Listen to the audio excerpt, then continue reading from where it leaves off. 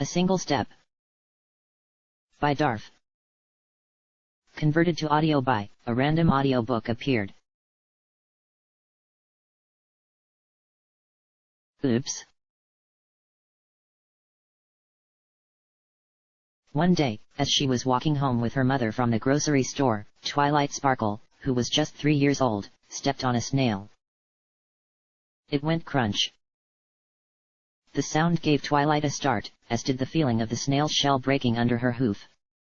It had been damp the last few days, with rain at night, which meant the snails were out in force. Twilight had seen them milling about the garden at home, but had never stopped to examine one.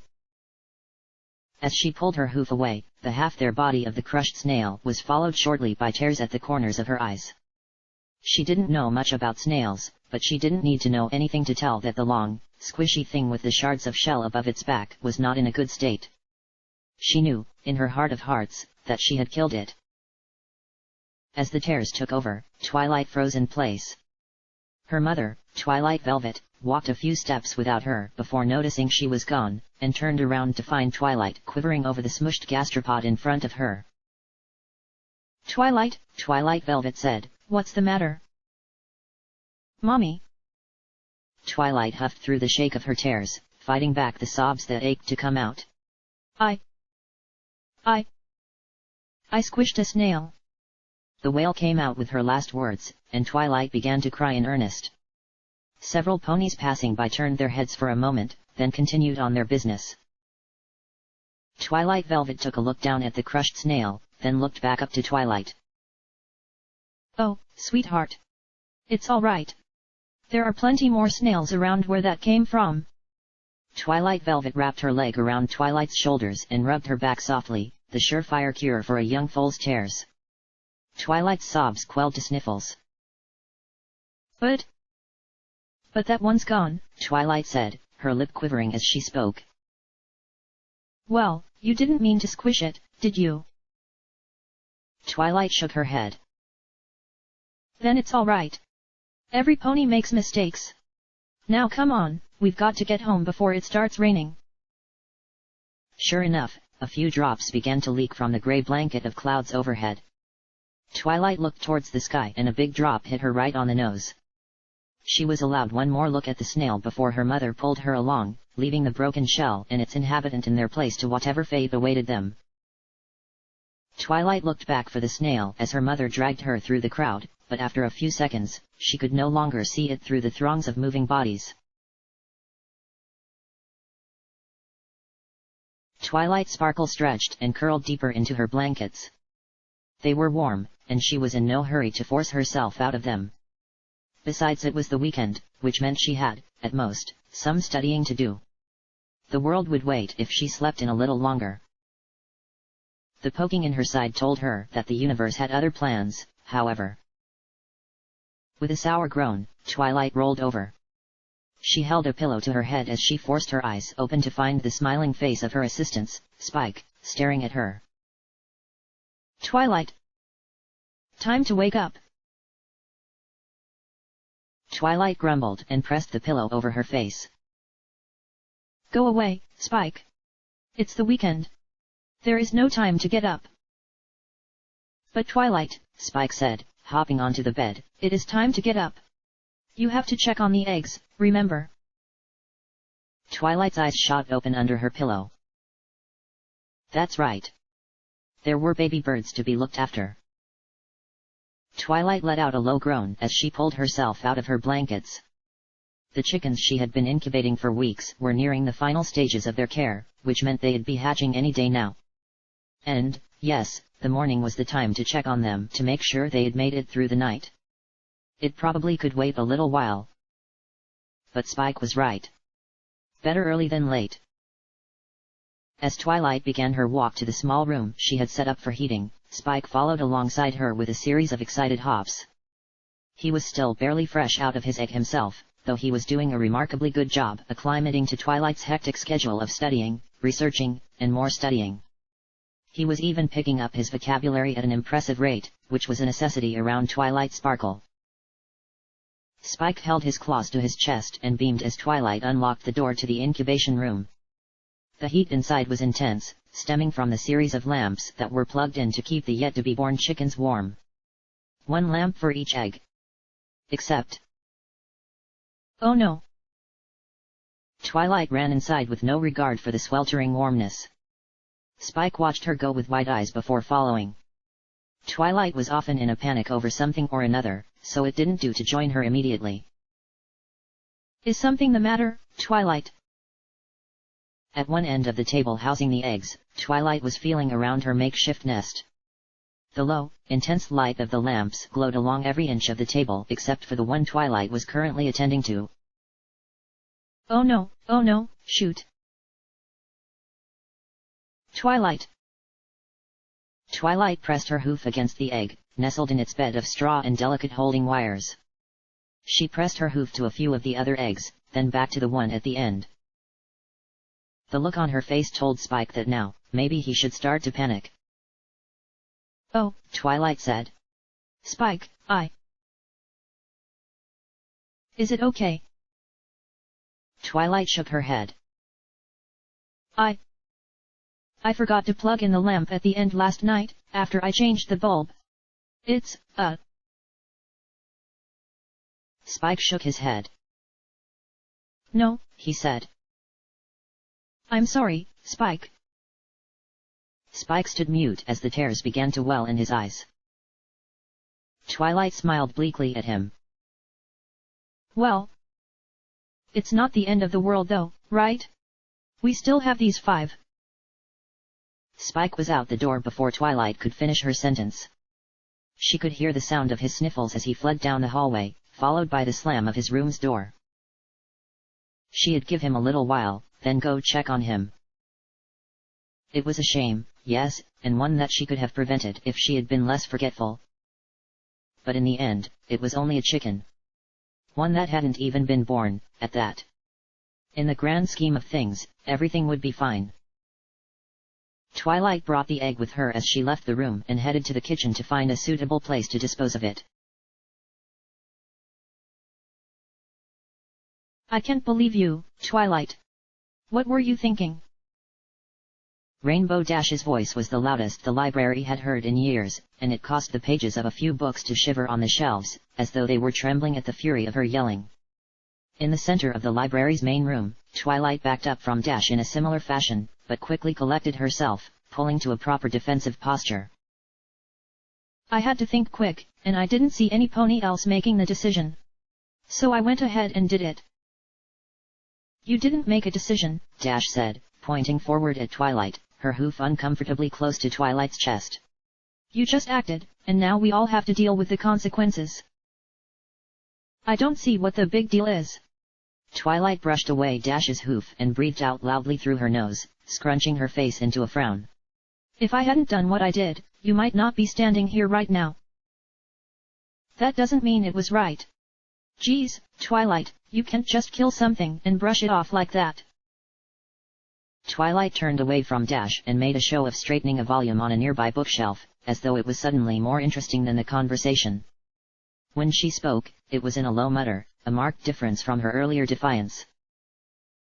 That dragon was one step away from roasting and eating every single one of you.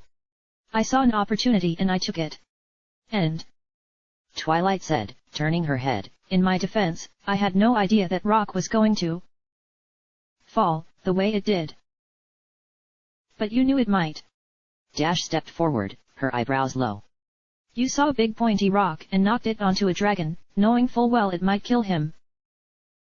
I knew that was a possibility, yes. Twilight pushed the volume she was looking at further into the shelf. It was a tough choice to make, but I made it. But you killed. That dragon would have done the same to all of you if he had had the chance. Frankly, I don't appreciate some pony I thought was my friend berating me for a hard choice when I did it to save her and the rest of my friends. Twilight spun to face Dash, and her eyes glittered. Dash's expression softened, and her posture did the same. Right, she said. I mean, look, of course I'm thankful, but...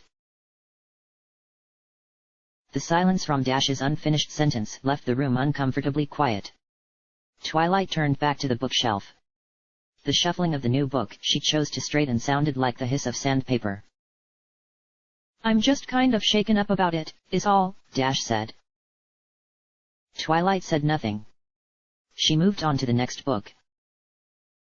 We could have figured something out, Dash said. The shuffling of the books took over again. I'll try to remember that the next time you're about to be eaten by a dragon, Twilight said coldly. Dash opened her mouth to speak, but closed it with only an ah sound escaping. She rubbed a hoof against her shoulder, as though coaxing a soreness away from it.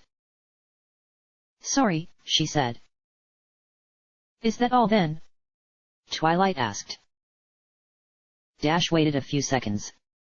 Yeah, she said. Twilight was silent. A minute passed before Dash turned and showed herself out of the library. The door shut with a quiet click as she left.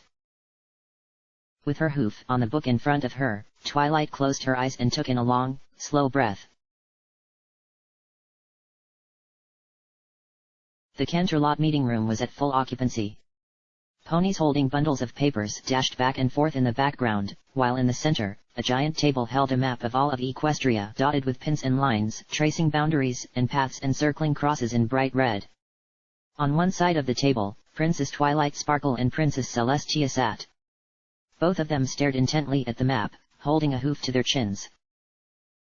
After a minute of uninterrupted staring, a nervous-looking pony, with a brown mane and white coat approached with a small sheet of paper. He waited for a few seconds before clearing his throat. Both Celestia and Twilight looked up to him as though he had appeared from nowhere. Excuse me, Your Highnesses, but the latest from the front lines is in. Twilight snatched the paper from the stallion's hooves and held it up. Her eyes flickered as she scanned the length of the hurried writing. Moving in from the east. The Griffins have taken 2 more towns and are applying pressure to the border. Celestia took in a breath and let it out sharply after a few seconds. That's 4 in the last month, she said. And we still haven't received word from the king on further negotiations. Celestia shook her head. This is completely unwarranted. A set of trade tariffs should mean heated discourse, not all-out war. Twilight held a hoof to her forehead and closed her eyes. Her forehead crinkled with thick creases, and a sigh escaped her lips. She opened her eyes as Celestia's hoof settled on her back, between her wings. The Griffins are not exactly known for their diplomacy, Celestia said. This is not the first time they've reacted poorly. But I don't understand. Twilight threw her hooves out and scanned the whole of the map in front of her. Her horn glowed, and circled another 2 towns on the east border of Equestria. In all the time I was a student, there was never any threat of conflict. Now that I've been a princess for only a few months, all of Tartarus breaks loose. Ponies have been dying. Celestia gave a small nod. This is a consequence of war, yes. You say that like it's something unpreventable. Sometimes, it is. Twilight stared hard at the map in front of her. We have a battalion stationed at the foot of the Greycap Mountain Pass, overseeing the town there. If we divert their attentions, they could push back against the invading armies here. Twilight gestured with a pointer to the faintly drawn dotted line pointing in past Equestria's border, and even apply some pressure to the Griffin encampments beyond that, if we're successful. That would be a sensible strategy. Part of the problem is that the Griffins have yet to be shown any real resistance or consequence for their actions. But if we leave that town undefended, the invading forces over here could divert and take the town. There's a water supply there for half the towns over the pass, not to mention the pass itself. This is also true. It is not an easy decision. Twilight's eyes were creased under from long nights without sleep, and bloodshot from the same. They turned slowly as she looked at Celestia. So why can't you make it? She asked, her voice shaking slightly. Because this is something that it is important for you to learn, Twilight, Celestia said. I will not be around forever, and when it is only you here to make decisions, you will someday need to make many more just like this. But you're putting me in charge of ponies' lives.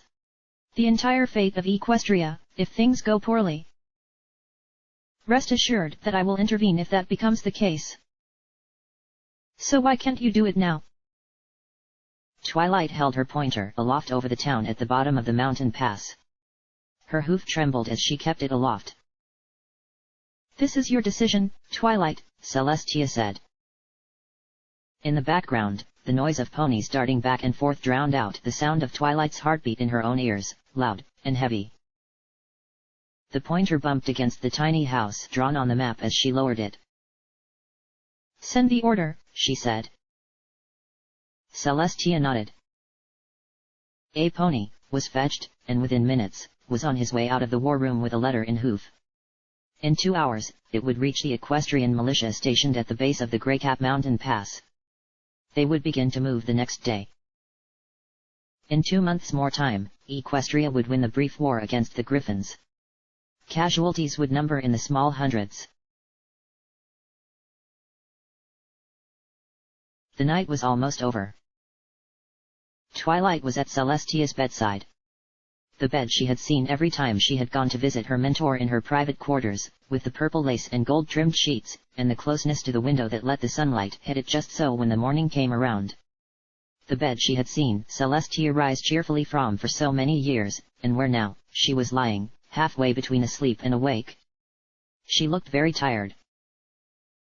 Luna was on her other side, looking worn out, but still awake. Twilight's hoof shook as she laid it atop the blankets. After several seconds, Celestia's hoof met hers, shaking.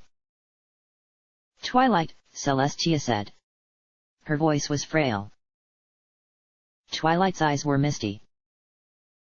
Princess, she said. You can't. I believe. There is no need for avoiding the truth. Twilight. When Celestia spoke, each word came in a wheeze, parted by her gasps of breath.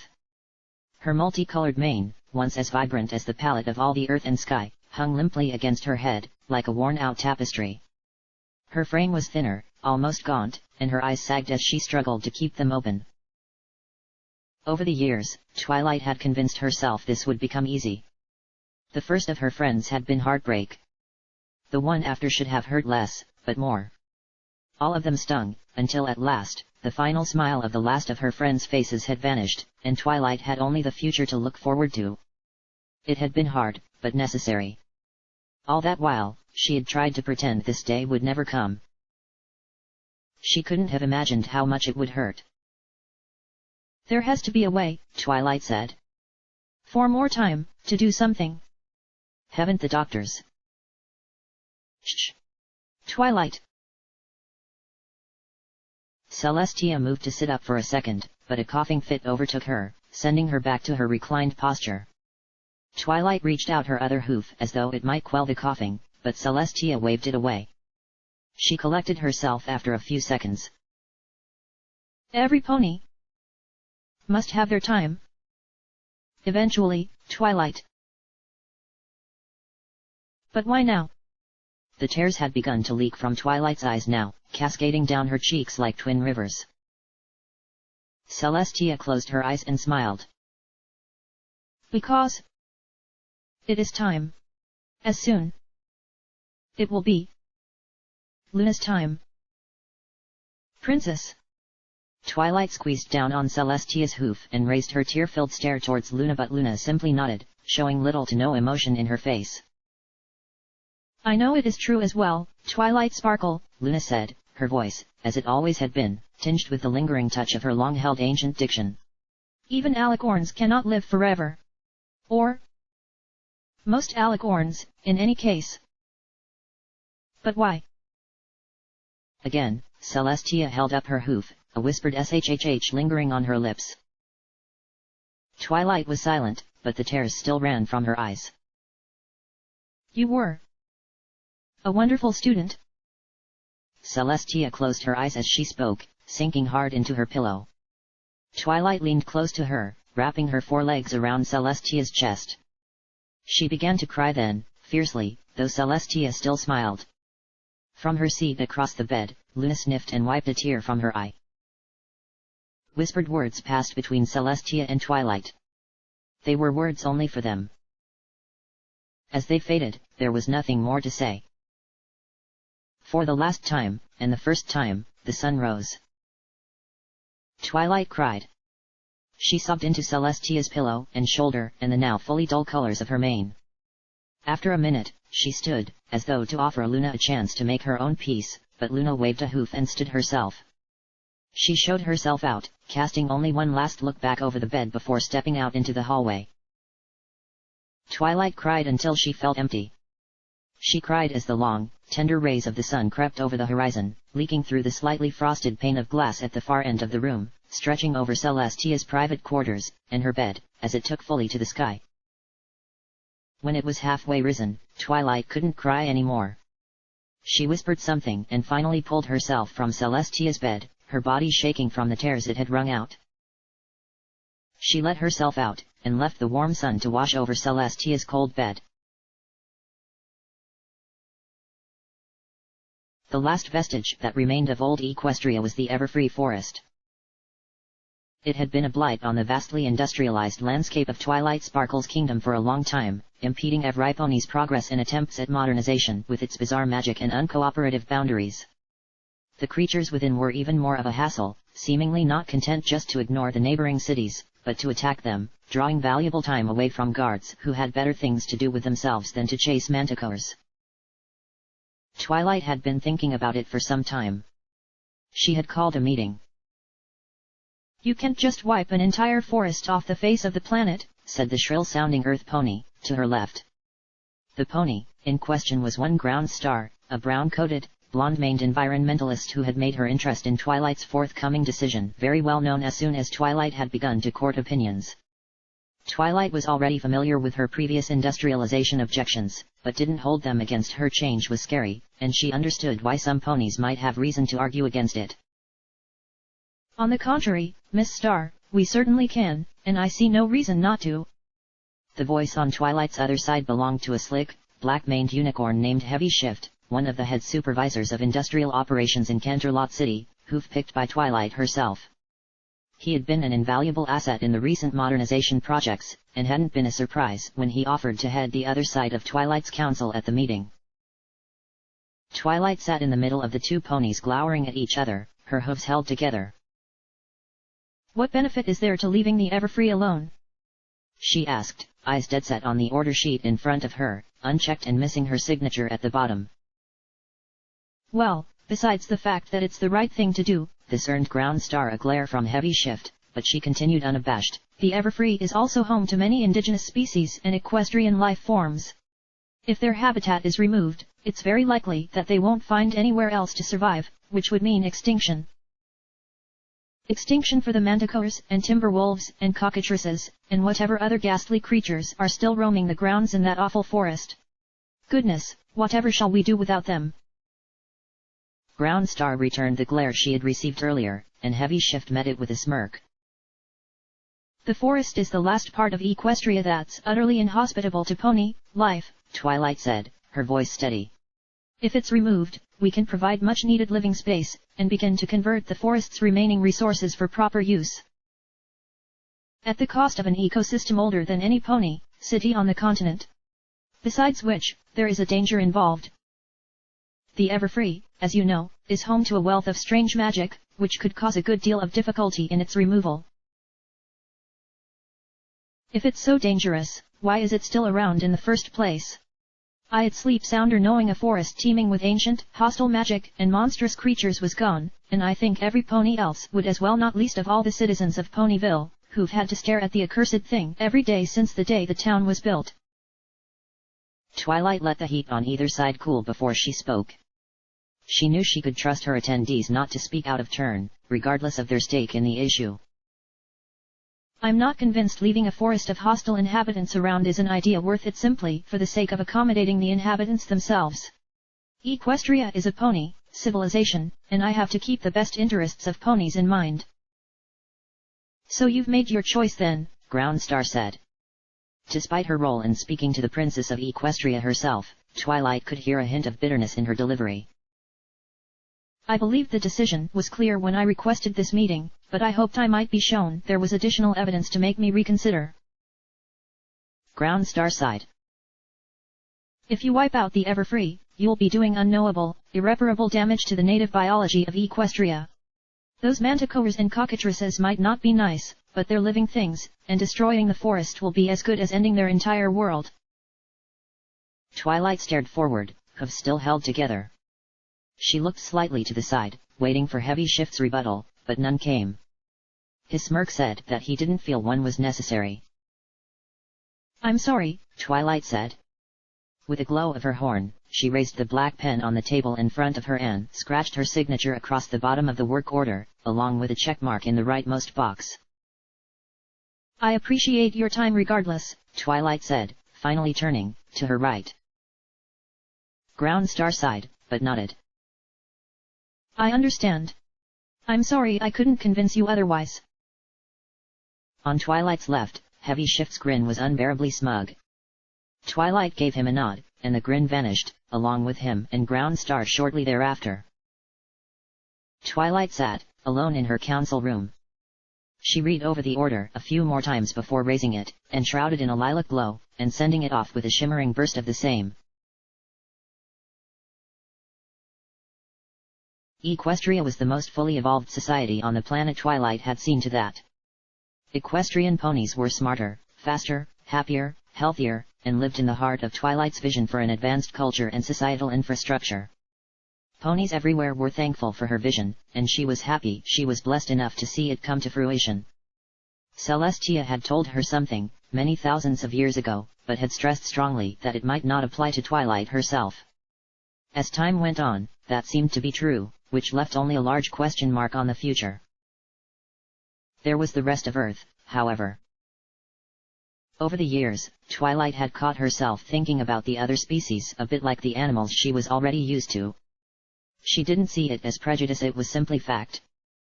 Griffin technology had long since floundered, and by now, the crude settlements and cities that Griffins called home were like collections of muddy shacks in comparison to Equestria's sprawling cities. The other continents weren't much better, though some of them understood aesthetics better. Twilight felt bad for them. But, at the same time, what was she to do? Every attempt at forward-thinking action had been shot down, a universal staunchness applied by every kingdom she had reached out to. Equestria could do what it knew was best, but please, leave other civilizations to their own design. Really though, thank you for the thought. It was a bit like a problem Twilight vaguely recalled from the not-too-distant past. A forest that had stood out like a sore thumb. Its inhabitants had been mindless, but other continents were intelligent enough at least to understand obligation. Above the metropolis of Canterlot, Twilight leaned on the aura of her own magic as she floated in the sky, and tilted her head towards the Griffin Kingdom. There would be casualties, of course. Even ponies had been resistant to change, and Griffins had a history of negative reactions towards attempts to drag them forward. Was the sacrifice worth it? Perhaps once the other civilizations saw the Griffins go ahead, they might reconsider their positions. Twilight did the calculations in her head. Other voices would only muddy the process. Yes, it was worth it. She could take care of things herself, if she wanted to. Maybe that would be better. Twilight allowed herself a small smile as a haze of energy began to collect around her body. She could bring herself to the Griffin Kingdom without so much as a blink of light, if she wished, but somehow, doing things this way made it feel more proper. It would take a few weeks. She'd likely be very tired by the end. But it would be the right thing to do. With a blinding flash of violet light, Twilight began her journey around the rest of Equestria with a single, ethereal step into the Griffin Kingdom. They'd thank her, when all was said and done. The sun and moon moved almost like pendulums. Twilight liked to watch them as they spun, sometimes, closing her eyes between orbits and imagining the positions they might be in when she opened her eyes again. She was almost always right, and that was good enough for her. One sun and moon were scarcely enough. Twilight had realized this after several centuries of societal expansion. She knew that over time, the residual energy of the solar bodies would prove insufficient for Equestria Earth's needs, and even more, its own mass would be overwhelmed by the ponies living on it. There were other solutions, new planets to be brought forward, new celestial bodies that Twilight herself could create. But all of that would be a stopgap. Eventually, throughout the hundreds of thousands of years that Twilight knew would pass, over time, all of that would run dry. Space, insofar as she could perceive it, was limited, and eventually it would reach an end. She wouldn't be among the extinguishing of space's last breath, but she knew that one day, she would watch it. This didn't strike her as particularly troubling, but it reminded her of something she couldn't quite put her hoof on. So what to do? There were eons still to go by. Twilight knew that acting prematurely would be unfair, because while the consequence of eternity was one she could already see, that was not the case for everything else in existence. They still had countless millennia to wear out their lives, and to wear out the universe. Twilight knew, too, that her presence was only a residual of the era that had created her. If Celestia could have looked upon the future and seen what it would have become, Twilight was sure she would have been, in a way, happy, because ponies no longer needed her, or any princess. It would take a long time for things to change, but that was all right. Twilight could wait. Atop her lens to the world and universe beyond, enshrouded by the force of her own will, Twilight closed her eyes. She knew she would sleep for a long time, and over that time that her energy, unused, would become stronger in its dormancy, collecting like the dust at the fringe of a collapsing star, until it was finally ready to combust. When that happened, she would wake up. But it would not happen for a while. The bed of Twilight's energy was warm. She sighed, and began to sleep. Twilight was cold. She noticed the sensation like a blanket being yanked off, though she couldn't be sure if its removal was slow or sudden. With a momentary pause to remember how they worked, Twilight opened her eyes. Dark. Everything was dark. Even the glow of her own energy was gone, because nothing remained to reflect it. Through force of will, she remembered her own appearance, but nothing besides remained. Every particle was extinguished. Every tiny breath of something alive was gone. The universe was empty. So, it was time to wake up then. Twilight stretched, though she couldn't be sure if any part of her body even existed anymore. She had faith in the strength of her own energy, with no worry that her plan had given her to an undue end, but she wasn't sure that her energy was anything more than the force of her consciousness now. She was the only voice in the universe, and no longer in need of a body to bring that voice to life.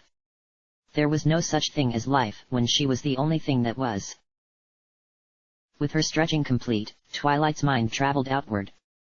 It spun through the infinite past of her history, of the far-reaching bookends of space that had seemed so far away when she looked up at them from the ground and were now simply points to be held as she rearranged all that was, like a book on a shelf needing to be straightened.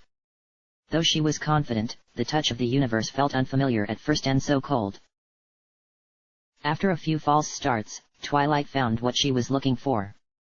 Her consciousness took hold of every last fragment of existence, all the ones that unexisted and had faded within the realm of emptiness that they themselves became as all matter and meaning became an endless void, circling forever in perpetuity though they could know no motion or force. Twilight grabbed nothing with her everything, and was to that nothing, and forced, and held, and pulled, and all at once herself was else and everything and unbecoming nothing becoming something again.